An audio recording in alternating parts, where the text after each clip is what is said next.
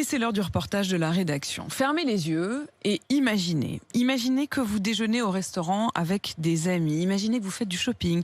Imaginez que vous allez chez le coiffeur ou que vous vous promenez sans aucune attestation et sans regarder votre montre. Eh bien, c'est ce qui se passe en ce moment même à Monaco. Et justement, de plus en plus de Français n'hésitent pas à traverser la frontière parce que sur le Rocher, il n'y a pas de confinement. Kelly Vargin, notre reporter, est allée respirer l'air de la vie d'avant. Assises en terrasse, comme avant, Sandra et ses deux copines ont fait la route depuis Nice pour profiter de ce petit plaisir. J'ai marqué sur l'attestation achat de première nécessité. Pour le coup, on s'est dit zut, on s'en fiche. Sans pire des cas, on paiera l'amende et puis c'est tout. Mais manger quoi, dehors c'est la vie. De profiter, de boire un verre de vin et puis là en plus il fait beau. On est au top. Pause déjeuner aussi pour Eric et Marc, travailleurs français en mission à Monaco. Ils ne comprennent pas les mesures prises en France. On travaille, on gagne notre vie. Si on a envie d'aller manger au restaurant, on va manger au restaurant. Je vois pas pourquoi on se priverait de ça.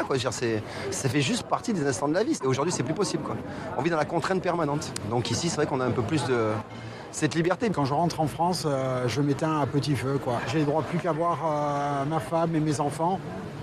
Et là, c'est quand même, ça devient de plus en plus dur. Dans ce restaurant, d'ailleurs, c'est complet et il faut faire la queue, mais le patron Jacopo Laguardia préfère ne pas poser trop de questions. Je ne pose pas la question d'où il vient ou comment ils sont arrivés sur Monaco.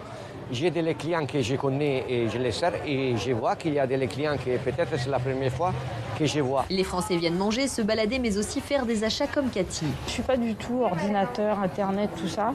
Donc moi, je veux voir pour acheter. Voilà.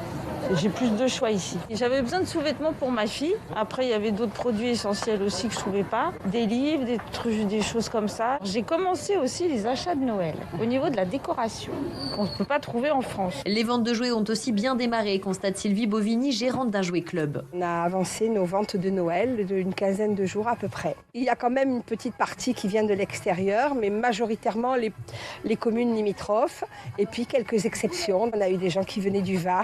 Manicure, épilation des sourcils ou pose de cils, Najette, employée d'un salon de beauté, a vu l'arrivée des Françaises juste après l'annonce du confinement. On a commencé à avoir des clientes qui venaient pour des courses ou elles avaient, je sais pas moi, c'était sur leur pause déjeuner. Et du coup, elles en profitent pour le faire ici, puisqu'après, une fois qu'elles se rendent chez elles, elles sont confinées, donc malheureusement, elles ne peuvent pas le faire. Ça nous a permis également d'avoir un agenda complet. Avec l'arrivée des Français, certains commerçants monégasques s'inquiètent de la mise en place de mesures plus strictes.